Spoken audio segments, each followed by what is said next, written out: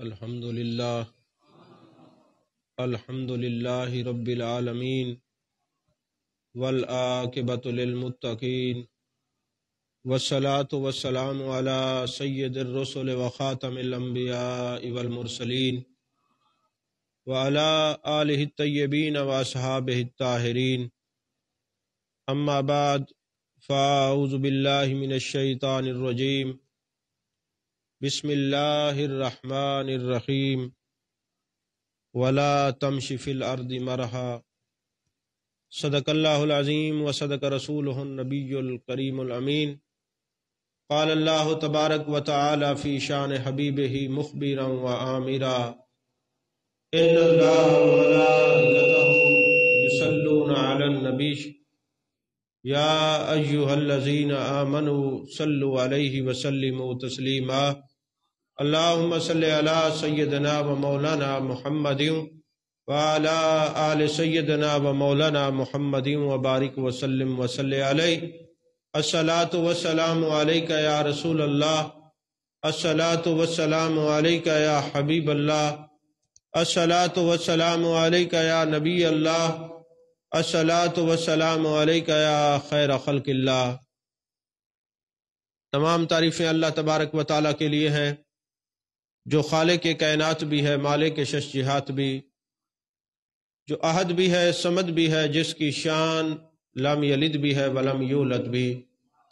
لا تعداد ہدیہ درود و سلام بارگاہ سید الانام، شفیع رحمت، والی امت، شاہ خوباں، جان جانا، شہنشاہ حسینہ، سید سروراں، سیاہ لا مکاں، تتیمہ دوراں، سرخیل زہرہ جمالا، رازدان ماؤہا، شاہد ما طغا، صاحب علم نشرہ، معصوم آمنہ، احمد مجتبی حضرت محمد مصطفیٰ صلی اللہ علیہ وآلہ وصحبہ وبارک وسلم کی دربار ناز میں اپنی عقیدتوں، ارادتوں، محبتوں کا خراج پیش کرنے کے بعد عزیزان محترم، آج کا یہ درس تعلیمات تصوف کے حوالے سے ہے۔ چونکہ یہ سردیوں کے دن بڑے مختصر ہوتے ہیں، ابھی گفتگو شروع کرتے ہیں وقت ختم ہو جاتا ہے۔ ایک حدیث مبارکہ پر گفتگو ہوگا، کلام ہوگا اور شاید وقت ختم ہو جائے۔ آپ کے پاس اگر شجرہ شریف ہو اور کبھی آپ نے اس شجرے کو پڑھنے کی تکلیف گوارا کی ہو تو اس کے اندر ہدایات کے اندر ایک بات لکھی ہوئی ہے، اپنے آپ کو کم تر سمجھو، دوسرے کو افضل سمجھو۔ توجہ ہے آپ کی؟ اپنے آپ کو کم تر سمجھو اور دوسرے کو افضل سمجھو۔ آخر اس میں راز کیا ہے کہ اپنے آپ کو کم تر سمجھیں اور دوسرے کو افضل سمجھیں؟ حالات یہ ہیں کہ ہر بندہ یہ کہتا ہے میں حرف آخر ہوں، میں حرف کل ہوں، میں سب کچھ ہوں، باقی کوئی کچھ نہیں۔ لیکن ہمیں بزرگ کہتے ہیں کہ نہیں، اپنے آپ کو کم تر سمجھنا ہے، دوسرے کو افضل سمجھنا ہے۔ جب ڈیپلی اس جملے کی گہرائی اور گہرائی میں گئے تو اس کے اندر تو بڑے بڑے راز پوشیدہ ہیں، بڑی بڑی باتیں پوشیدہ ہیں۔ اپنے آپ کو کم تر سمجھو، دوسرے کو اپنے سے افضل سمجھو۔ راز کیا پوشیدہ ہے؟ جب اللہ تعالیٰ نے فرمایا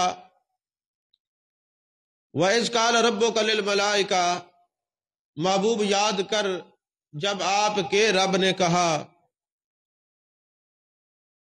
فرشتوں سے انی جاعل فی الارض خلیفہ، میں زمین پر اپنا نائب بنانے والا ہوں، زمین پر نائب بنانے والا ہوں۔ تو شیطان نے سجدہ کرنے سے انکار کر دیا۔ جب شیطان نے سجدہ کرنے سے انکار کیا، اس سے پوچھا گیا کہ تو نے اس کو سجدہ کیوں نہیں کیا؟ اس نے یہ کہا انا خیر منہ، میں اس سے افضل ہوں۔ آپ کو بات نہیں سمجھ آئی؟ یہ بولی شیطان کی ہے کہ میں اس سے افضل ہوں۔ انا خیر منہ، میں اس سے افضل ہوں۔ سب سے پہلے جو سب سے پہلے گناہ ہوا ہے وہ یہ ہوا ہے، شرک بعد میں ہے، غیر اللہ کو ماننے کی بات بعد میں ہے۔ یہ سجدہ تعظیمی تھا، سجدہ عبادت نہیں تھا۔ لیکن پہلا جو گناہ سرزد ہوا ہے وہ یہی ہوا ہے کہ شیطان نے کہا یہ کم تر ہے، میں افضل ہوں۔ توجہ ہے آپ کی؟ اب یہ تو حس ختم ہو جائے گی اس کے سننے کے بعد کہ کسی کو کم تر سمجھنا، خود کو افضل کہنا، یہ طریقہ شیطانی ہے، اور اپنے آپ کو کم تر اور دوسرے کو افضل سمجھنا یہ حکم محبوب ربانی ہے۔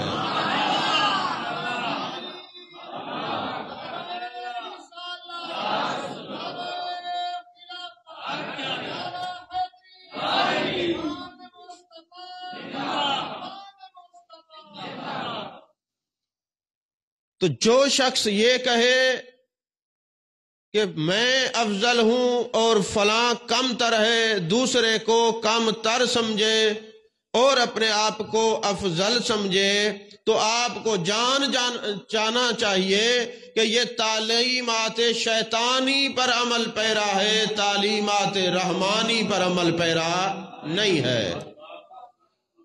کیا کہنا ہے کہ اپنے آپ کو کم تر سمجھنا ہے، دوسرے کو افضل سمجھنا ہے۔ مہمان آتے رہیں گے، میں ان کو دیکھ رہا ہوں۔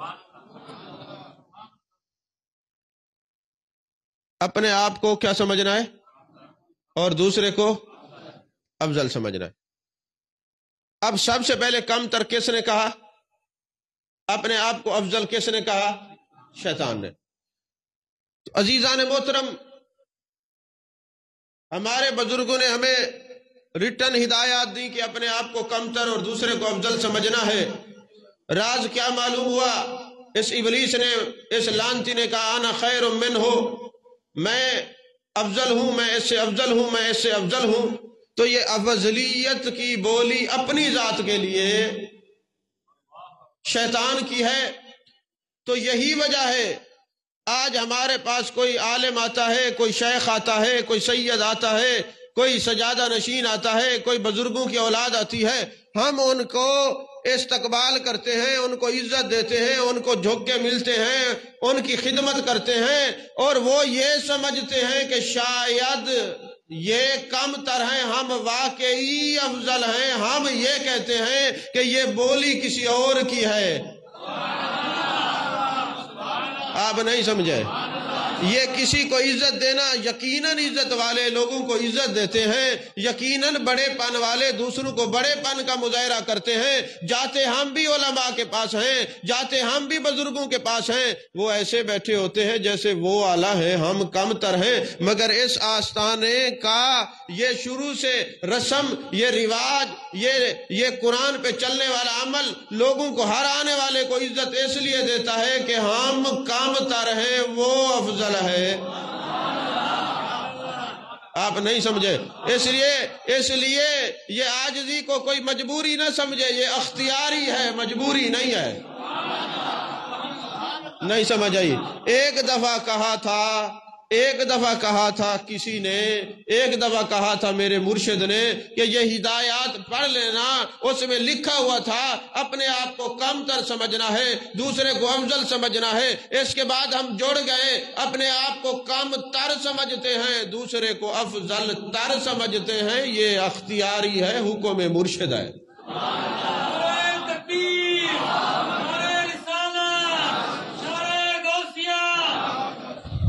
توجہ ہے آپ کی؟ عزیزان محترم، اچھا یہ تو سمجھ میں آ گیا کہ یہ بولی آنا خیر من ہو، جب خیر ہو پھر شر کیسے؟ کہا جب آنا لگ جائے کہ میں ہوں تو پھر شر کے دروازے کھلتے۔ میں غالباً 1-2 بار پہلے بھی اپنے خطابات میں یہ بات کہہ چکا ہوں کہ جلال پور پیر والا کے اندر ایک بزرگ تھے جن کا نام فتح محمد صاحب رحمۃ اللہ علیہ۔ ایک تو یہ جو 1-2 سال پہلے بھی سال ہوا، ان کے وہ بزرگ تھے، ان کا نام ان کے نام پر تھا۔ ان کی یہ عادت تھی کہ جب کوئی جاتا وہ کہتے فقیر یہ کرے گا، فقیر یہ کہے گا، عاجزی کا اظہار کرتے۔ تو میں نہیں کہتے تھے۔ تو ایک دن ایک بندہ گیا، اس نے کہا میں کہ جا کے کہلواتا ہوں ان کے منہ سے میں، اور جا گیا، عصر سے پہلے ملاقات ہوئی، کہنے لگا حضور والا ایک مسئلہ پوچھنا تھا۔ آپ نے فرمایا پوچھو، کیا پوچھتے ہو؟ فرماتے ہیں وہ عرض کرتا ہے بندہ کہ جناب یہ بتائیں شیطان کس بات سے مارا تھا؟ آپ یہ کہتے میں سے مارا تھا۔ آپ نے فرمایا نماز عصر ہو جائے، فقیر پھر مسئلہ بتائے گا، نماز ہو گئی۔ فرمایا ہاں کس نے مسئلہ پوچھا ہے؟ وہ کھڑا ہوا، حضور میں نے پوچھا ہے۔ فرمایا اسی بات سے مارا تھا۔ توجہ ہے، فرمایا اسی بات سے مارا تھا۔ اب وجہ کیا ہے؟ یہ درویش میں کیوں نہیں کہتے یہ بھی بتا دوں۔ فرمایا انی جاعل فی الارض خلیفہ، زمین پر میں نائب بنانے والا ہوں۔ انا انزلناہ فی لیلۃ القدر انا ارسلناک شاہدا۔ اب انی میں ہے میں، اور آنا اور انا میں ہے زبردست میں۔ کہا یہ اس کی بولی ہے جو اب یہ اس کی بولی کو اپنے اوپر کہے گا اور میں گم ہوگا، وہ اس کے ساتھ کھڑا کیا جائے گا جس نے انا خیر من ہو کہا، تو کہا تیرے ہوندیاں سوندیاں محبوبہ تیرا مجرم ہاں جے میں ہوا۔ نہیں سمجھ آئی؟ اب یہ میں کا کانٹا ہی درویشوں نے نکال دیا، کہا نہیں بس تو ہے۔ بکری نے میں کہا ترٹ کٹائیو سیس، میں نہ کہا قیمت لگی 10-20۔ ارے جب بکری بولتی ہے تو وہ میں کہتی ہے، پھر وہ ذبح ہوتی ہے، اس کی کھال اتاری جاتی ہے، پھر اس کا تار بنایا جاتا ہے، تار کو ستار پہ لگایا جاتا ہے، پھر وہ کہتی ہے تو پاگل، تو اتنے مراحل سے گزرنے کے بعد، کٹنے کے بعد، کھال اتارنے کے بعد میں کہہ رہی ہے۔ یہ جو لالی ہے میں نہ، یہ شروع سے میں نہ کہتی ہے، اس لیے اس کی قیمت ہی نہیں ہے۔ جس نے میں کہا وہ کٹی بھی ہے، وہ جلی بھی ہے، وہ بندھی بھی ہے۔ آپ کو سمجھ نہیں آئی میں نے کیا کہا ہے؟ تو تیرے ہوندیاں سوندیاں محبوبہ تیرا مجرم ہاں جے تو جو میں کہتا ہے وہ انا خیر منہم کہنے والے کے ساتھ کھڑا ہوتا ہے۔ جس نے کہا تھا وہ شیطان ہے اور جو میں کو مٹاتا ہے۔ ایک بات یاد رکھنا، ایک ہوتا ہے خود مٹ جانا، اس کو درجے ملتے ہیں۔ اگر تم نے میں کہا تو پھر وہ تمہیں مٹائے گا، جب مٹائے گا تو رسوائی کے سوا کچھ نہیں، لہذا میں کہنا چھوڑ دو، سب کچھ اسی کو سمجھنا شروع کر دو، سب کچھ اسی کو سمجھنا شروع کر دو۔ یا رسول اللہ صلی اللہ علیہ وسلم، اگر ہم اپنے آپ کو کمتر اور دوسرے کو افضل سمجھے تو ہمیں ملے گا کیا؟ بخاری شریف اور جتنی عربی کی تفاسیر ہے، قول واللہ شریف کی تفسیر کے اندر یہ حدیث پاک لکھی ہوئی ہے، متعدد کتابوں کے اندر یہ حدیث پاک لکھی ہوئی ہے۔ ایک دن جان کائنات مصطفیٰ جان رحمت صلی اللہ علیہ وآلہ وسلم تشریف فرما ہے، جبریل امی آتے ہیں، بارگاہ مصطفی میں حاضر ہوتے ہیں، اور سامنے حضرت ابو ذر غفاری آتے ہیں۔ جبریل امی پوچھتے ہیں یا رسول اللہ صلی اللہ علیہ وسلم، کیا یہ سامنے حضرت ابو ذر غفاری آ رہے ہیں؟ میرے آقا نے فرمایا اے جبریل، تو میرے غلام حضرت ابو ذر غفاری کو کیسے جانتا ہے؟ آقا، جو آپ کے غلام ہیں، جو آپ کے عاشق ہیں، جو آپ سے محبت کرنے والے ہیں، ان کو اتنا زمین والے نہیں جانتے جتنا عرش بری والے جانتے ہیں، جتنا عرش بری والے جانتے ہیں؟ میرے آقا نے فرمایا اگرچہ جانتے ہیں۔ میرے آقا نے پوچھا اگرچہ سمجھتے ہیں، میرے آقا کو علم میں ہے، مگر فرمایا ابو ذر کی جو خصوصیت ہے یہ تو اس کے لیے ہے تاکہ یہ بعد والے بھی اس خصوصیت کو اپنا لیں۔ تو میرے آقا پوچھتے ہیں، میرے آقا فرماتے ہیں اے جبریل اس کے اندر بات کیا ہے کہ اس کو زمین والے اتنا نہیں جانتے جتنا عرش بری والے جانتے ہیں؟ تو جبریل امین نے عرض کی آقا سورہ اخلاص سے پیار کرتا ہے، اور سب سے بڑی بات یہ ہے اپنے آپ کو کم تر دوسرے کو افضل سمجھتا ہے۔ قیامت تک جس کے اندر یہ خوبی ہوگی اس کو وہ چلے گا زمین پر، تذکرہ عرش بری پر ہوگا، اس کو اتنا زمین والے نہیں جانتے ہوں گے جتنا عرش بری والے جانتے ہوں گے۔ توجہ ہے آپ کی؟ اپنے آپ کو کم تر اور دوسرے کو افضل سمجھنا ہے۔ آج کے تصوف کی ایک بات یہ لے کے جانی ہے، میں نہیں کہنا کچھ بھی نہیں ہے، عاجزی اور انکساری کرنی، یہ علیحدہ بات ہے کہ جب یہاں کوئی پیر آیا، کوئی مشائخ آیا، کوئی صاحبزادہ آیا، ہم نے اس کو عزت دی تو اس نے اس کا معنی کچھ اور لیا، اس نے سمجھا واقعی ہم اس درجے کے ہیں، ہمیں جو عزت دی جا رہی ہے، حالانکہ سبق یہی ہے کہ دوسرے کو افضل سمجھا جائے، کیونکہ پریکٹیکلی طور پر ہم آنے والے کو عزت دیتے ہیں، یہ آپ لوگوں کی تربیت ہوتی ہے، آپ کی تربیت ہوتی ہے کہ جو عزت والے ہیں وہ لوگوں کو عزت کس طرح دیا کرتے ہیں۔ سمجھ میں آ رہی ہے بات نہیں؟ تو عزیزان محترم، میرے آقا کریم صلی اللہ علیہ وسلم نے فرمایا 7 قسم کے لوگ قیامت والے دن اللہ کے سایہ میں ہوں گے۔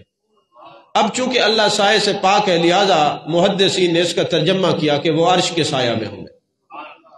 7 قسم کے لوگ قیامت والے دن اللہ کے عرش کے سایہ میں ہوں گے، اللہ کے عرش کے سایہ میں ہوں گے۔ اللہ کرے ہمارا بھی ان میں شمار آ جائے۔ اب وہ کون سے 7 قسم کے لوگ ہیں؟ فرمایا پہلے وہ جو عادل بادشاہ، پہلا وہ جو عادل بادشاہ، دوسرا وہ جو جوانی میں عبادت کرنے والا، تیسرا وہ جو اللہ کی خاطر ایک دوسرے سے محبت کرنے والے، اور چوتھا یہ جو مسجد کے اندر بیٹھ کر مسجد میں زیادہ وقت گزارنے والا، پانچواں یہ کہ اگر کوئی عورت اسے زنا کی دعوت دے خوف الہی سے ترک کرنے والا، اور چھٹا یہ کہ صدقہ خیرات کرنے والا، اور ساتواں یہ کہ تنہائی میں اللہ کا ذکر کرنے والا۔ اب کتنے بندے قیامت والے دن اللہ کے سایہ کے نیچے ہوں گے، عرش کے سایہ کے نیچے؟ 7۔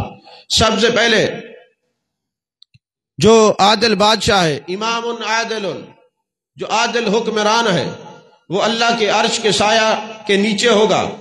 یہی وجہ ہے کہ نوشیروان بادشاہ کو دنیا جانتی ہے کہ وہ انصاف والا تھا، حضرت سلطان محمود غزنوی کو دنیا جانتی ہے کہ وہ انصاف والا تھا، جس نے انصاف کیا، جو حکمران عادل ہے وہ مر کے بھی لوگوں کے اندر زندہ رہتا ہے، اس کا نام زندہ رہتا ہے۔ کتنے بادشاہ آئے دنیا سے چلے گئے مگر ان کا نام کوئی نہیں جانتا، سلطان محمود غزنوی کا نام آج بھی دنیا جانتی ہے۔ اس کا سبب کیا ہے؟ یہ وہ اتنا عادل تھا، اتنا عدل کرنے والا تھا۔ ایک دن اس کے پاس ایک عورت جاتی ہے، وہ بیوہ عورت تھی، جوان اس کی بیٹی تھی، اور جا کے سلطان محمود غزنوی کی بارگاہ میں کہتی ہے اے سلطان محمود غزنوی، بات دراصل یہ ہے میری بیٹی جوان ہے اور ایک آدمی آتا ہے نوجوان ہے، اوباش ہے، بدتمیز ہے، بے شرم ہے، بے حیا ہے، اور آ کے مجھے یہ کہتا ہے میں سلطان محمود غزنوی کے چچا کا بیٹا ہوں، وہ تنگ کرتا ہے، ہم اس سے تنگ ہیں۔ حضرت سلطان محمود غزنوی نے کہا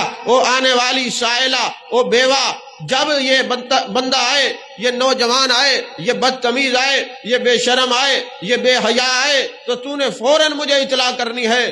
وہ بیوہ کہتی ہیں 3 دن گزرے، وہ نوجوان ہمارے گھر میں آتا ہے، قدم رکھتا ہے، میں بھاگ کے جاتی ہوں اور جا کے کہتی ہوں محمود غزنوی محل کے ساتھ رہتی تھی، گھر جھونپڑی جو تھی وہ محل کے ساتھ تھی، جا کے کہتی ہوں اے سلطان محمود غزنوی، وہ شخص آیا ہے، وہ کہتا ہے میں محمود غزنوی کے چچا کا بیٹا ہوں۔ سلطان محمود غزنوی بھیس بدل کے آتے ہیں، رات کی تنہائی میں آتے ہیں، جب گھر میں داخل ہوتے ہیں تو کہتے ہیں یہ چراغ بجھا دو، چراغ بجھا دیا گیا۔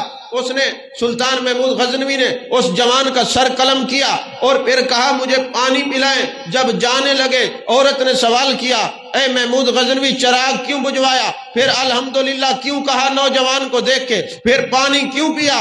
کہا مائی یہ راز کی باتیں ہیں تجھے بتانے کی نہیں ہے.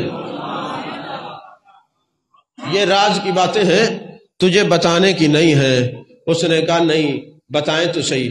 کہتے بات دراصل یہ ہے چراغ میں نے اس لیے بجھایا کیونکہ تو نے کہا تھا کہ وہ تمہارا بھتیجا ہے، تو نے کہا تھا تیرے بھائی کا بیٹا ہے. میں نے کہا کہیں میں تلوار اٹھاؤں اور بھائی کی صورت سامنے نہ آ جائے، میرے قدم ڈگمگا نہ جائیں، میرے قدم متزلزل نہ ہو جائیں، لہٰذا میں نے کہا چراغ بجھا دو، کوئی صورت نظر نہیں آئے گی تو پھر اس کے بچنے کی بھی کوئی صورت نہیں رہے گی.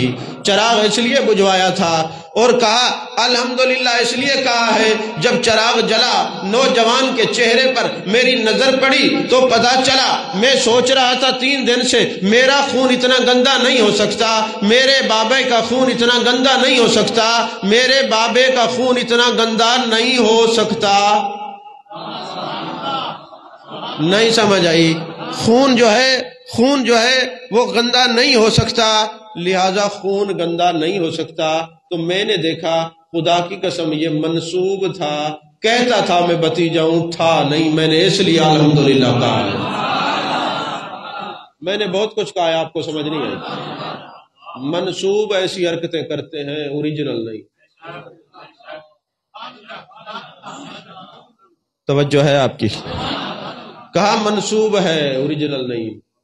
اور کہا پانی اس لیے مانگا ہے جب سے تو نے کہا میں نے خدا سے وعدہ کیا تھا میرے مالک تیرے رب کعبہ ہونے کی قسم جب تک میں اس کو مٹاؤں گا نہیں اس وقت تک کچھ نہیں کھاؤں گا. اتنے دن سے میں نے کچھ نہیں کھایا پیا، روزے سے ہوں. ابھی یہ اس کا کام تمام کیا ہے، انصاف کی حدیں پوری ناپ تول کر کے تیرے سامنے رکھی ہے تب جا کے پانی پیا ہے. یہی وجہ ہے کہ سلطان محمود غزنوی کا نام آج بھی زندہ ہے. دوسرا کون؟ وہ نوجوان جو جوانی میں عبادت کرتا ہے. ایک حدیث نظر سے گزری ہے کہ جو نوجوان توبہ کرتا ہے 40 دن کے لیے اس علاقے کے قبرستان سے عذاب ہٹا لیا جاتا ہے. مردے ایک دوسرے سے سوال کرتے ہیں یارو کیا ہوا، کوئی ایسا ولی گزرا ہے کہ عذاب ہٹ گیا؟ کہتے ولی نہیں گزرا، اس محلے کے اس بستی کے نوجوان نے توبہ کر لی ہے، اس کی توبہ کے سبب اللہ نے یہ عذاب ہٹا دیا ہے. اور ایک روایت ہے جانے کائنات فرماتے ہیں جب کوئی نوجوان توبہ کرتا ہے عرش الہی واجد میں آ جاتا ہے، جھوم جاتا ہے.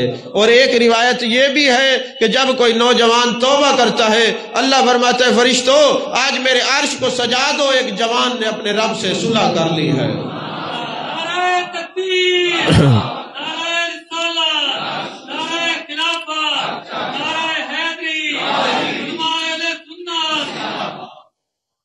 اور تیسرا مسجد کو زیادہ ٹائم دینے والا، مسجد کو زیادہ ٹائم دینے والا. حدیث پاک ہے جب قیامت کا دن ہوگا اللہ فرمائے گا اینا جار لی، کہاں ہیں میرے ہمسائے، کہاں ہیں میرے ہمسائے؟ عرض کیا جائے گا میرے مالک تو ہمسائیگی سے پاک. اللہ فرمائے گا جو ہر وقت جن کا دل مسجد میں اٹا رہتا تھا، جس کا دل، کیونکہ دیکھیں نا مومن کے لیے مسجد جنت ہے، منافق کے لیے قید خانہ ہے. منافق مسجد میں جاتے وہ کہتے جلدی جلدی نکلوں، اور جب عاشق جاتا ہے تو کہتے جنت میں آیا ہوں. نہیں سمجھ میں آئی نا؟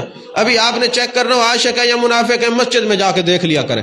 اگر دل آپ کا مسجد سے لگ جاتا ہے اور دل کرتا ہے بیٹھے رہے تو مومن ہیں، اور اگر چٹی نکالتے ہیں کہ بس جلدی کرو جلدی نکلو تو پھر ابھی نفاق باقی ہے. یا زمزم ہاتھ میں لے کے دیکھا کرو نفاق کی بیماری ہو، یا توبہ کر کے رب کی طرف لوٹ آؤ. توجہ ہے آپ کی؟ اور فرمایا جو مسجد میں بیٹھا رہتا ہے، یار یہ تو نوجوان ہے، یہ تو بیٹھا. اللہ نے فرمایا، اللہ کے محبوب نے فرمایا قیامت کے دن میرے سائے کے نیچے ہوگا. میرے سائے کے نیچے ہوگا، میرے سائے کے نیچے ہوگا، یہ تو جوان ہے، یہ تو اشرف المخلوقات ہے۔ اٹھائیں الترغیب والترہیب، یہ حدیث کی کتاب، اس میں لکھا ہوا ہے جب قیامت کا دن ہوگا، جو قیامت کا دن ہوگا، جو مسجد میں ہم صفائی کرتے ہیں، جو تنکا، جو مٹی، جو جناب والا آپ جس کو اپنی زبان میں کوڑا کرکٹ کہتے ہیں، میں نہیں کہتا، آپ کہتے ہیں، حدیث کے الفاظ یہ ہے جب قیامت کا دن ہوگا تو جب جنت کی حوروں سے جنتی کا نکاح ہوگا، حق مہر وہی ہوگا جو مسجد میں تنکا پڑا ہوتا ہے، جو مٹی پڑی ہوتی ہے، جو دھاگے پڑے ہوتے ہیں۔ ارے مسجد میں پڑے ہونے والا بقول تمہارے کوڑا کرکٹ جنتیوں کا حق مہر ہوگا تو پھر نوجوان جو بیٹھا ہوگا اس کا مقام کیا ہوگا؟ وہ بھی مسجد میں پڑا ہوا ہے۔ ایڈی ڈلی نہیں، زوردار کو سبحان اللہ۔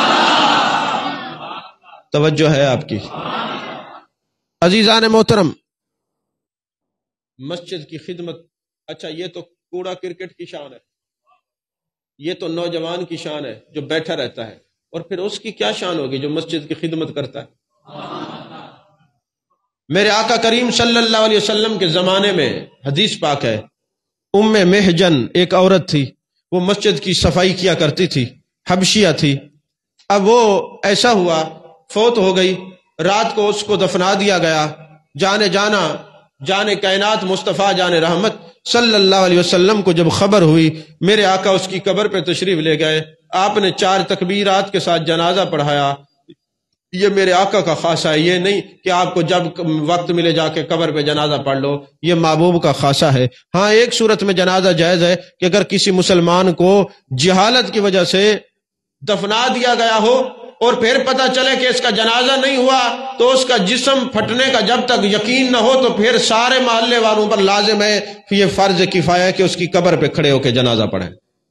یہ ایک مسئلہ ہے، ویسے نہیں، ویسے یہ محبوب علیہ الصلوۃ والسلام کا خاصہ ہے۔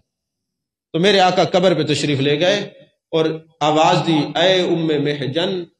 انہوں نے جواب دیا، میرے آقا نے فرمایا، بتا اللہ نے کیا سلوک کیا؟ عرض کرنے لگی، حضور جنت کے اعلیٰ مقام پر ہوں۔ فرمایا کس سبب سے؟ حضور آپ کی مسجد کی خدمت کے سبب سے۔ سمجھ میں آ رہی ہے؟ اور چوتھا جو ہے وہ اللہ کی خاطر ایک دوسرے سے محبت کرنے والے۔ کنز المال کی حدیث پاک ہے، جب آپ کسی مسلمان بھائی کو ملنے کے لیے جاتے ہیں، اکیلے نہیں جاتے، 70,000 فرشتے آپ کے ساتھ جاتے ہیں۔ جب آپ وہاں پہ بیٹھتے ہیں، وہ فرشتے سر کے اوپر پروں سے سایہ کرتے ہیں اور ایک دوسرے سے پوچھتے ہیں، یار یہ بندہ ملنے کے لیے آیا، یہ دنیا کا کوئی کام تو نہیں لے کے آیا، اس کی کوئی دنیاوی لالچ تو نہیں ہے، اس کے ساتھ کوئی لین دین تو نہیں ہے، کوئی کاروبار تو نہیں ہے، یہ صرف عام مسلمان کو اللہ کی رضا کی خاطر ملنے کے لیے آیا ہے۔ اور جب وہ واپس جاتا ہے، 70,000 فرشتے بیک زباں کہتے ہیں، اے آنے والے مسلمان، تو نے مسلمان بھائی کو اللہ کی رضا کے لیے ملاقات کی ہے، آیا تو گناہ گار تھا، جاتا ہوا اللہ نے تجھے بخش دیا، تیرے گناہ معاف کر دیا۔ یارو یہ تو عام مسلمان ہے، پھر جو ولیوں کے پاس چل کے جائے اللہ کی رضا کے لیے، یہ جو صوفیاء ہے نا، یہ جو کہتے ہیں نا اللہ کے ولیوں کے پاس، اللہ کے بندوں کے پاس دنیا داری کے لیے نہ جائیں، یہ جی دعا کریں میری شادی ہو جائے، میری نوکری لگ جائے، میرا فلانا مسئلہ ہو جائے، اس لیے کہ پھر آپ کا شمار بخشے ہوئے لوگوں میں نہیں آئے گا۔ آپ تو لالچ کے تحت اور غرض کے تحت آئے ہیں، اللہ کے ولیوں کے پاس اللہ کی رضا کے لیے جائیں، پھر جائیں گے گناہ گار، آئیں گے بخشے ہوئے۔ سمجھ میں آ رہی ہے بات کہ نہیں؟ یہی وجہ ہے کہ حضرت خواجہ حسن بصری کے پاس ایک بندے نے کہا، حضور میرا یہ کام ہے، آپ رونے لگ گئے۔ فرمایا جس کمینی دنیا کو ہم نے طلاق دے رکھی ہے، تم وہی ہم سے مانگنے کے لیے آتے ہو جس کے لیے ہم نے وہ راز پایا ہے کہ اس خدا تک پہنچے، وہ راز سمجھنے کے لیے نہیں آتے ہو تو دنیا کو لینے کے لیے آ جاتے ہو۔ سمجھ میں آ رہی ہے بات کہ نہیں؟ تو فرمایا چوتھا وہ جو اللہ کی رضا کے لیے ایک دوسرے سے محبت کرتے ہیں، کیا ہوگا اس کے ساتھ؟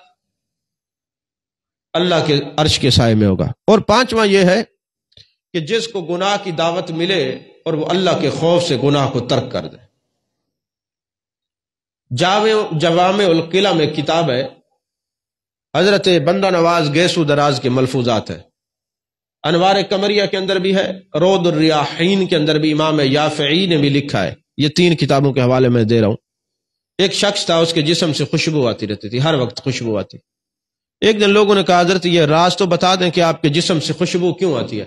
اس نے کہا ایک دفعہ ایک عورت نے مجھے گناہ کی دعوت دی. جب میں اس کے گھر گیا تو میں نے دیکھا یہ گناہ سے بچ نہیں سکتا، تو میں نے کہا واش روم ہے، میں نے پیشاب کرنا ہے. عورت نے کہا ہاں. میں جب گیا تو وہاں گندگی پڑی ہوئی تھی، میں نے چہرے پہ اور جسم پہ مال لی. اس عورت نے کہا یہ پاگل ہے، مجھے گھر سے نکال دیا. میں دریائے دجلہ کے کنارے آیا، میں نے گندگی صاف کی، غسل کیا، رات کو سویا، جانے جانا کی زیارت نصیب ہوئی. میرے آقا نے فرمایا تو نے اللہ کے خوف سے گناہوں کو ترک کیا ہے، ہم تجھے ایسی خوشبو لگائیں گے قیامت تک تیرے جسم سے اور تیری قبر سے خوشبو آتی رہے گی. قیامت تک تیرے جسم سے خوشبو آتی رہے گی. عزیزان محترم، قاضی ابو یوسف حضرت امام اعظم ابو حنیفہ کے زمانے میں نا ایک بادشاہ نے کہہ دیا کہ جب تک مجھے اپنا جنتی ہونا یقین نہ ہو جائے تو اس وقت تک تجھے طلاق. اب یہ تو مرنے کے بعد پتہ چلے گا کون جنتی ہے کون جہنمی. تو قاضی ابو یوسف کے پاس یہ فتویٰ آیا. آپ نے فرمایا اس بادشاہ کو لے آؤ. جب اس بندے کو لے آئے سامنے، آپ نے پوچھا یہ بتا کہ کبھی ایسا واقعہ ہوا ہے کہ تجھے کسی عورت نے گناہ کی دعوت دی ہو اور عین تجھے خدا کا خوف ہو اور تو نے گناہ کو ترک کر دیا؟ اس نے کہا جی بالکل ایسا کئی دفعہ ہوا. تو فرمایا اللہ فرماتے والے من خاف مقام ربہ جنتان، جو اللہ کے خوف سے گناہوں کو ترک کر دے اللہ اس کو 2 جنتیں عطا فرماتا ہے. اور تجھے گناہ کے وقت خوف خدا غالب آیا، تو نے گناہ کو ترک کیا تو جنت یہ جا تیری بیوی کو طلاق نہیں ہو. توجہ ہے آپ کی. اور چھٹا وہ شخص، میں یہ مختصر کر کے کیونکہ وقت تھوڑا ہے، ایک تو یہ نعت خوان نہیں ختم ہوتے، محفل میلاد ہو تو چلو یہ نعتیں پڑھیں اور پھر یہ شروع ہو جاتے 2 گھنٹے سپیکر نہیں چھوڑتے. ٹائم ہوتا ہے مختصر، اب اذان کا وقت ہوتا ہے، پھر آپ بھی مفتی ہیں، آپ نے یہ نہیں دیکھنا کہ کتنی مؤثر گفتگو ہے ہمارے اندر کو جو پاک کرے گی. آپ نے اس کو چھوڑ دیا، آپ کو ڈٹھے ہوئے دیر تھی کیونکہ بڑے قیمتی لوگ ہیں نا آپ. یہ تو قبر میں جائیں گے تو پتہ چلے گا. تو اس لیے میں اپنے گفتگو کو ختم کر رہا ہوں. یا تو ان کو ختم کرنا پڑے گا یا پھر گفتگو کو ختم کرنا پڑے گا. ایک کام تو ضرور کرنا پڑے گا. تو میں عرض کر رہا تھا چھٹا وہ جو صدقہ خیرات کرنے والے، صدقہ خیرات کرنے والے، لیکن شرط یہ ہے کہ وہ صدقہ ریاکاری کی وجہ سے نہ ہو، دکھاوے کے لیے نہ ہو، وہ صدقہ اللہ کی رضا کے لیے ہو. جو صدقہ کرتا رہتا ہے اس کی عمر میں برکت، اس کے کاروبار میں برکت، اس کے رزق میں برکت، اس کے کاروبار میں برکت، اس کی عمر اور عزت و آبرو میں برکت، اس کی عظمت اور شان میں برکت. اچھا، ایک ہوتے عام لوگ، ایک ہوتے خاص، ایک علم الاوراق والے اور ایک علم الازواق والے. اب علم الازواق والوں میں ایک نام ہے حضرت رابعہ بصری رحمت اللہ علیہ، بڑا نام ہے، ولیہ تھی. ایک دن آپ کے پاس 10 مہمان آ گئے. خادمہ نے عرض کی بی بی گھر میں کھانے کے لیے تو کچھ نہیں، ایک روٹی رکھی ہوئی ہے. اب آپ کے پاس 10 مہمان آ جائے، روٹی ایک ہو تو آپ کیا کریں گے؟ قرضہ لیں گے، ادھار لیں گے، منت کریں گے، اور اگر آپ بیچتے ہیں تو بیچتی کر کے مہمانوں کو نکال دیں گے. کچھ تو کریں گے نا بھئی، جو آپ کو علم ہوگا اس کے مطابق عمل تو کریں گے نا.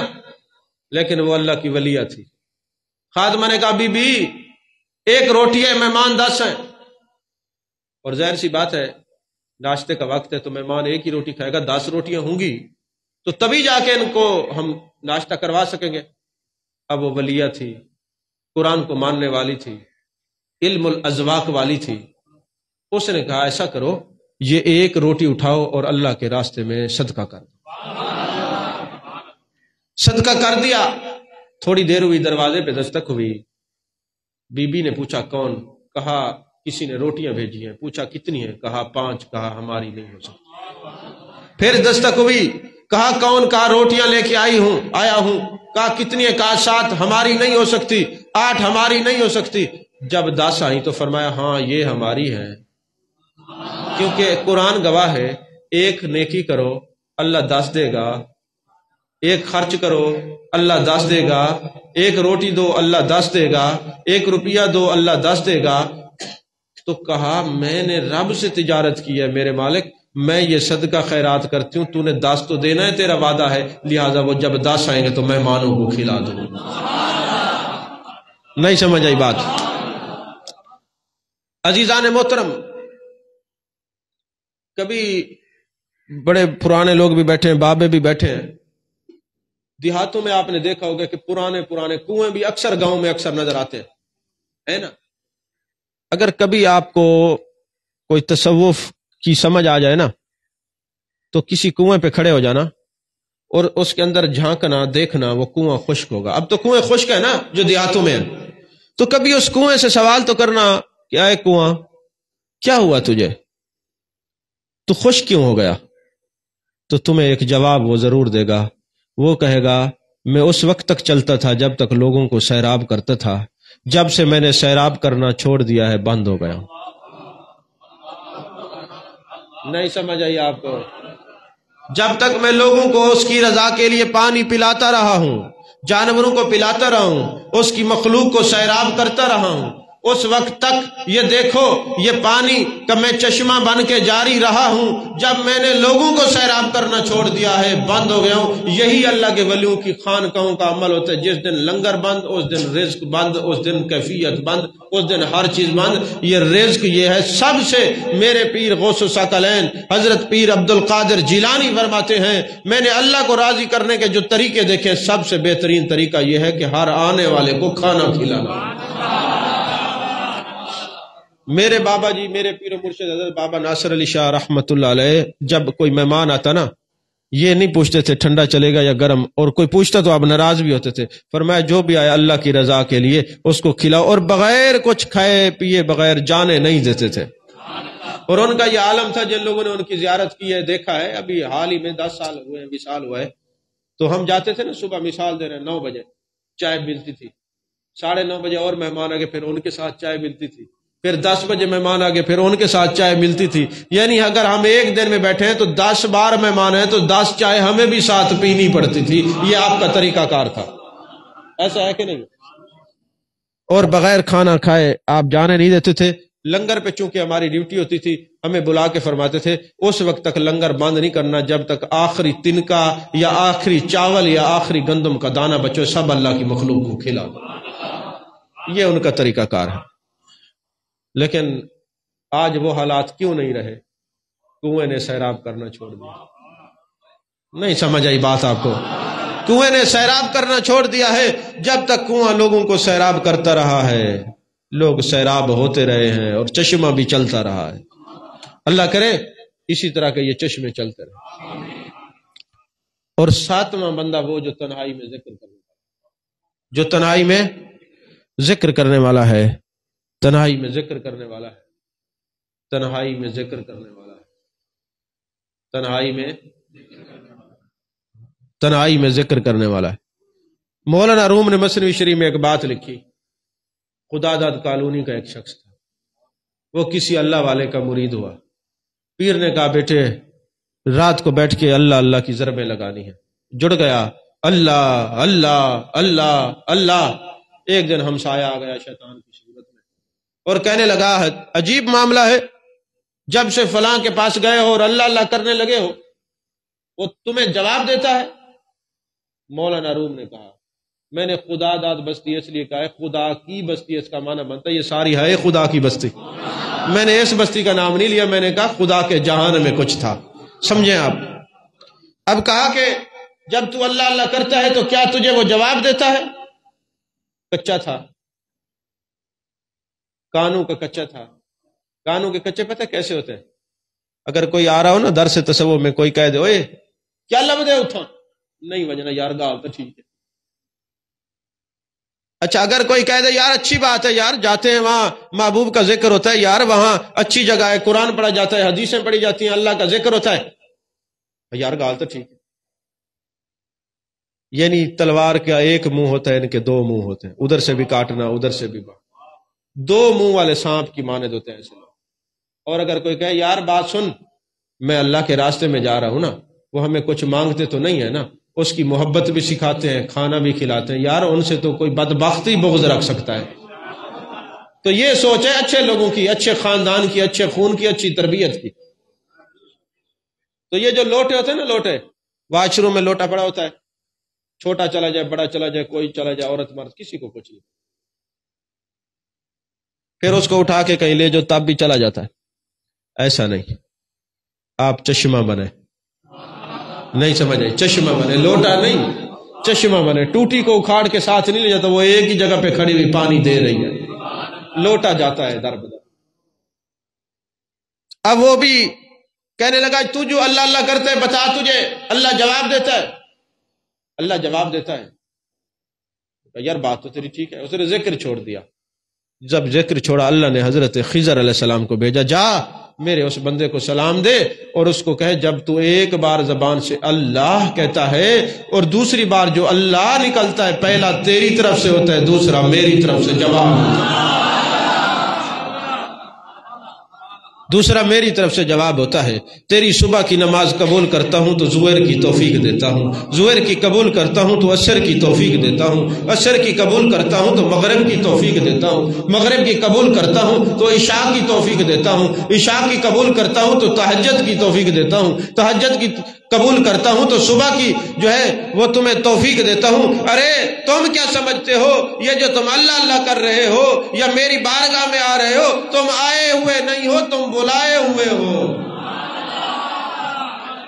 تم بیٹھے ہوئے نہیں بٹھائے ہوئے ہو، تم پہنچے ہوئے نہیں پہنچائے ہوئے ہو۔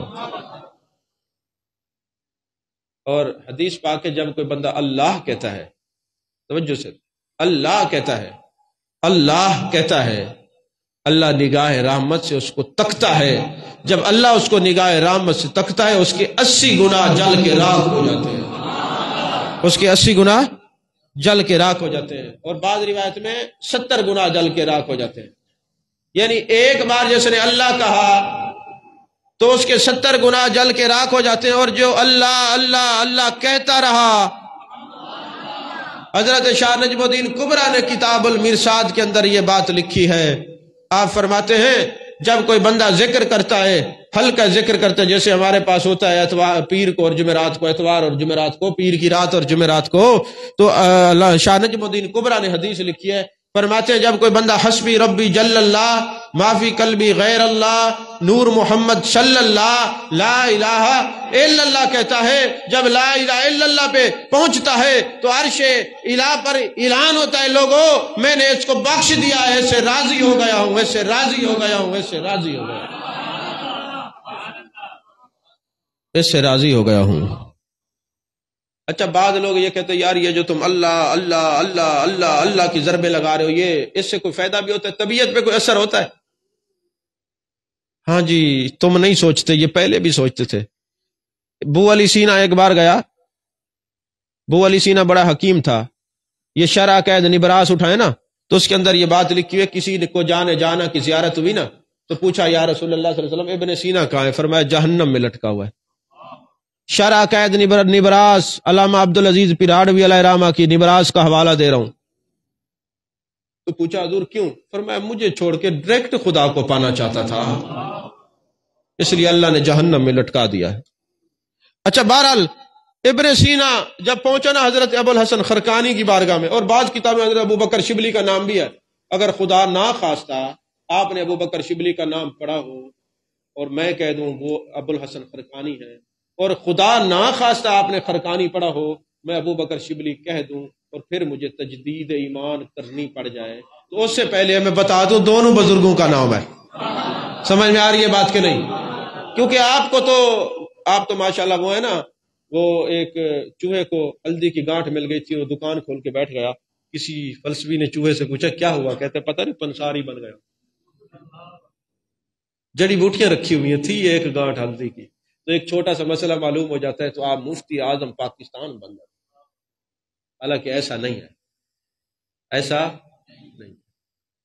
اب وہ جناب والا ابو الحسن خرقانی یا فی روایت اخرى ابو بکر شبلی، یہ ان دونوں میں سے کوئی ایک تھے، تو وہ جناب والا ابن سینا پہنچ گیا تو اپنے مریدوں کے سامنے مل کے نا اللہ اللہ اللہ کی ضربیں لگا رہے تھے۔ ابن سینا نے کہا حضرت ایک بات تو بتائیں، یہ جو اللہ اللہ کا ذکر کر رہے ہیں، اللہ اللہ کا ذکر کر رہے ہیں، کیا اس اپنی باڈی پہ ذکر کرنے سے، اس کا نام لینے سے کوئی اثر ہوتا ہے؟ کوئی اندر چینجنگ آتی ہے؟ کوئی تبدیلی آتی ہے؟ کوئی کیفیات بدلی ہوتی ہیں؟ کچھ ہوتا ہے اس کا نام لینے سے؟ وہ کہنے لگے اے خر چے تو دانی، اے گدھے تے کو کیا پتا، او کھوتے تے کو کیا پتا ذکر دی کیا تاثیر ہے۔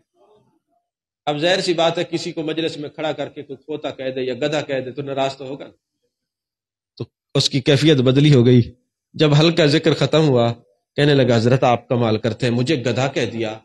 فرمانے لگے تیرے اوپر جب میں نے گدھا بولا کیفیت بدلی ہوئی؟ اس نے کہا جی ہوئی۔ کہا تیرے اوپر گدھے کا لفظ بولوں تیری کیفیت بدلی ہوتی ہے؟ یہ صوفی اس کا عاشق ہے، اس پر اللہ اللہ کا ذکر کرو، اس کی دل کی دنیا بھی بدل جاتی ہے، سینہ بھی مدینہ بن جاتا ہے۔ توجہ ہے کہ نہیں ہے؟ او ذکر پہ اعتراض کرنے والوں سن لو، وَاذْكُرِ اسْمَ رَبِّكَ وَتَبَتَّلْ إِلَيْهِ تَبْتِيلًا، اللہ کے نام کا ذکر کرو سب سے کٹ کے۔ یہ جو صوفی کٹ کٹ کے اللہ کا ذکر کرتے ہیں، یہ قرآن سے ہے۔ ایک آج مجھے کہنے لگا یہ جی آپ لوگ جو ہلکا ذکر کرتے ہیں اور اللہ اللہ کرتے ہیں، معاذ اللہ وہ نہیں سنتا۔ میں نے کہا جب تو حج پہ گیا تھا اور میں نے اپنی آنکھوں سے دیکھا تو زور سے کہہ رہا تھا لبیک اللہم لبیک لبیک لا شریک لک لبیک، تو وہ نہیں سنتا تھا۔ نہیں سمجھ آئی؟ تو پتہ چلا وہ تو سنتا ہے، وہ سمیع ہے، بصیر ہے۔ جب ہم اپنے اوپر بولتے ہیں ہمارا اندر بدلتا ہے، کیفیت بدلتی ہے، کیفیت بدلتی ہے۔ تو عزیزان محترم، اللہ کرے یہ جو 7 محبوب علیہ السلام نے اشخاص کا نام لیا کہ قیامت والے دن یہ اللہ کی رحمت کے سایہ میں ہوں گے، اللہ کے عرش کے سایہ کے نیچے ہوں گے۔ اللہ کرے ان میں سے بادشاہ تو ہم بن نہیں سکتے، ہاں اس کے تابع ہو کے قبر بھی بادشاہت کر سکتی ہے، باقی ساری نشانیاں ہو سکتی ہے۔ اللہ کرے اس پر عمل کرتے رہے۔ 2 سوال ہیں، ان کے جوابات بھی دے دوں۔ پہلا سوال یہ آیا ہے کہ میں نے 11 روزہ غوث و ثقلین کے اوپر گفتگو کی، تو نماز غوثیہ کا ذکر کیا۔ ایک فیس بک کے مفتی کو تکلیف ہوئی اور اس نے مفتی گوگل سے فیض یافتہ، نہ قرآن سے نہ محبوب کی زبان سے فیض نہیں، مفتی گوگل سے اور فیس بک سے فیض یافتہ ایک بعد آدمی نے اعتراض کیا اور پھر اس نے وہ کلپ چڑھایا۔ اس نے مجھے فون کیا، اس نے کہا جی آپ نے کہا نماز غوثیہ۔ میں نے کہا میں نے نہیں کہا، بہجت الاسرار والے نے کہا، قلائد الجواہر والے نے کہا، خلاصۃ المفاخر والے نے کہا، میرے پیر غوث الثقلین نے کہا، غوث سمدانی قطب ربانی شہباز لامکانی نے فرمایا، کہتے یہ نماز کا نام ہی غلط ہے، نماز صرف اللہ کی ہوتی ہے، اس کو نماز غوثیہ نہیں کہنا چاہیے۔ میں نے کہا آپ فتویٰ لگائیں، اگر اس کو نماز غوثیہ کہیں، نماز اللہ کی ہے، نماز غوثیہ کہیں تو پھر ہماری حیثیت کیا ہے؟ کہتے جی آپ لوگوں کی گمراہ کی حیثیت ہے۔ میں نے کہا پھر اگر ہم گمراہ ہیں تو پھر صراط مستقیم پر تم بھی نہیں ہو۔ جب تم کہتے ہو نماز اللہ کی ہے، میں بھی کہتا ہوں نماز اللہ کی ہے، اور کسی اور کا نام دو تو گمراہی ہے، تو پھر نماز تو اللہ کی ہے، تم نماز فجر کیوں کہتے ہو؟ نماز اللہ کی ہے، تم نماز ظہر کیوں کہتے ہو؟ نماز اللہ کی ہے، تم نماز عصر کیوں کہتے ہو؟ نماز اللہ کی ہے، تم نماز مغرب کیوں کہتے ہو؟ نماز اللہ کی ہے، تم نماز عشاء کیوں کہتے ہو؟ نماز اللہ کی ہے، تم نماز تہجد کیوں کہتے ہو؟ نماز اللہ کی ہے، تم قربانی کی نماز کیوں کہتے ہو؟ نماز اللہ کی ہے، تم جنازے کی نماز کیوں کہتے ہو؟ نہیں سمجھ آئی؟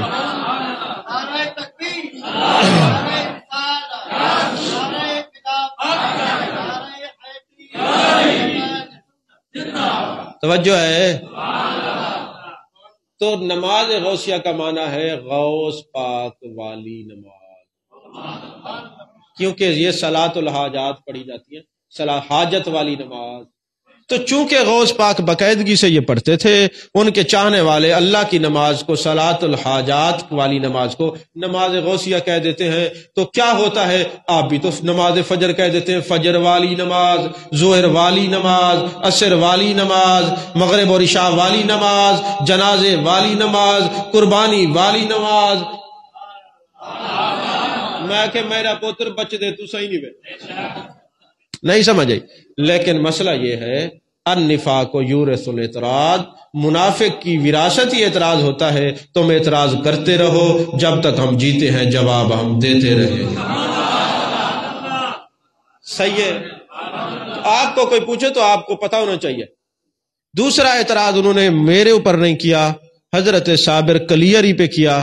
انہوں نے کہا میں نے کتابیں پڑھی ہیں، اس کے اندر اس نے کہا ہے ان کے مریدوں نے کہ 12 سال صابر پاک نے کچھ نہیں کھایا، یہ بندہ زندہ ہو کچھ نہ کھائے میری سمجھ سے باہر ہے۔ میں نے کہا تو ادھر آ، جامعہ نقیبہ میں داخلہ لے، پھر ہم تجھے پڑھائیں، بندہ زندہ ہو کچھ نہ کھائے پیے پھر بھی زندہ رہ سکتا ہے۔ کہتے جی دلیل؟ میں نے کہا دلیل قرآن ہے۔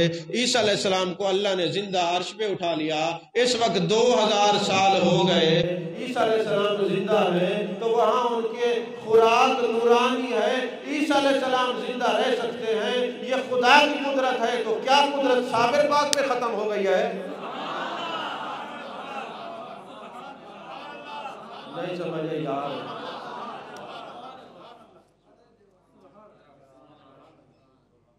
تمہارا واسطہ عاشقوں سے پڑھائی نہیں۔ اچھا پھر ایک بات تو مجھے یہ بتائیں، علماء تشریف فرما ہے، میرے آقا علیہ السلام نے وصال کے روزہ رکھا، صحابہ نے بھی دیکھ کے روزہ رکھا، کمزور ہو گئے، کوئی ادھر گر رہا ہے کوئی ادھر۔ محبوب نے فرمایا ایکم مثلی، تم میں سے کون ہے جو میری مثل ہو؟ میرا رب مجھے کھلاتا بھی ہے، پلاتا بھی ہے، کھلاتا بھی ہے، پلاتا بھی ہے۔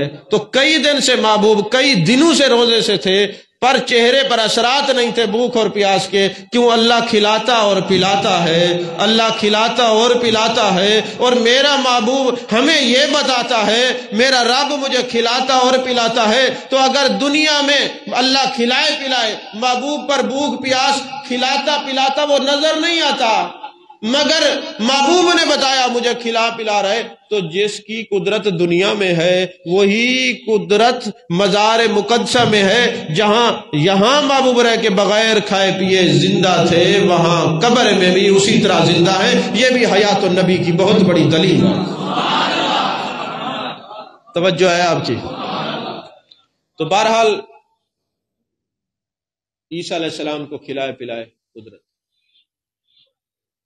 ایک بندہ کہتا ہے یار مجھے یہ سمجھ نہیں آتی کہ تم ولیوں کو زندہ سمجھ لیتے ہو، یہ کیسے زندہ ہوتے ہیں؟ میں نے کہا پھر تجھے کیسے پتہ چلا یہ مردہ ہے؟ کہتے میری آنکھوں نے دیکھا کہ مر گئے۔ میں نے کہا مردہ ہیں؟ میں نے کہا اللہ فرماتے وَلَا تَقُولُوا لِمَن يُقْتَلُ فِي سَبِيلِ اللَّهِ أَمْوَاتٌ بَلْ أَحْيَاءٌ وَلَٰكِن لَّا تَشْعُرُونَ۔ ہم تمہارے شعور کے پابند نہیں ہیں، یہ زندہ ہے۔ تیری آنکھیں دیکھ رہی ہیں شہید مر گیا، وہ فرماتے ہیں زندہ۔ تیری آنکھیں دیکھ رہی ہیں ولی مر گیا پر وہ ہے زندہ، پر ہے زندہ۔ کیسے؟ میں نے کہا جی دیکھیں، اللہ نے فرمایا، اللہ کے محبوب نے فرمایا ایک جہاد ہے میدان جنگ کے اندر، اور ایک ہے اپنے نفس کے ساتھ جہاد کرنا۔ نفس کے ساتھ جہاد کرنا جہاد اکبر ہے۔ جو میدان جنگ میں جہاد کرے وہ شہید ہے، تو وہ زندہ ہے۔ اور جو شہید اکبر ہے اور جہاد اکبر ہے وہ زندہ کیسے نہیں ہوگا؟ یہ ولی جہاد اکبر کرتے کرتے اپنی قبروں میں زندہ ہے۔ کہتے پھر اگر وہ زندہ ہے ولی تو دفناتے کیوں ہو؟ میں نے کہا قرآن کہتے ہیں شہید زندہ ہے، پھر شہید کو دفناتے کیوں ہو؟ نہیں سمجھ آئی؟ کیا دفن ہونا موت کی علامت ہے؟ اگر دفن ہونا ہی موت کی علامت ہے تو پھر اللہ فرماتے بل احیاء بل احیاء بل احیاء ولکن لا تشعرون۔ تمہیں شعور نہیں، تمہیں شعور نہیں۔ اوے بے شعورے، تو آپ کو پتہ کہ نہیں ہے زندہ ہے؟ تو میں کہتا ہوں بے شعورے ہو، تمہیں پتہ نہیں ولی زندہ ہے۔ کیونکہ قبر میں جانے سے اگر زندگی ختم ہوتی ہے تو شہید زندہ ہے، قرآن کی نص سے ثابت ہے، پھر بھی قبر میں ہے۔ اگر شہید تمہیں اندھے ہو نظر آ جائے فوت ہو گیا، پھر قرآن کہے زندہ، اور قبر میں جائے جب بھی زندہ، تو پھر ولی تمہیں نظر آتا ہے فوت ہو گیا ہے زندہ، قبر میں چلا جائے جب بھی زندہ۔ توجہ ہے جی؟ تو اس قسم کے سوالات ان کی طرف سے آتے رہتے ہیں اور ان کے سوالات آتے رہیں گے اور ہم جوابات انشاءاللہ دیتے رہیں گے۔ ابن تیمیہ کا رسالہ الفرقان، ابن تیمیہ نے لکھا ہے کہ کئی ولی اپنی قبر سے زندہ تھے، کئی ولی یہ کرتے تھے، انہوں نے پورا لکھا ہے، تو لہٰذا ہمارے پوچھنے سے پہلے اپنے ابے کی کتابیں بھی پڑھ لیا کرو، انہوں نے کیا لکھا ہے۔ سمجھ میں آ رہی ہے بات کہ نہیں آ رہی؟ اللہ تعالی ہم سب کو ادب مصطفیٰ صلی اللہ علیہ وسلم نصیب فرمائے، اولیاء اللہ کے دامن میں جینے مرنے کی توفیق عطا فرمائے، آمین۔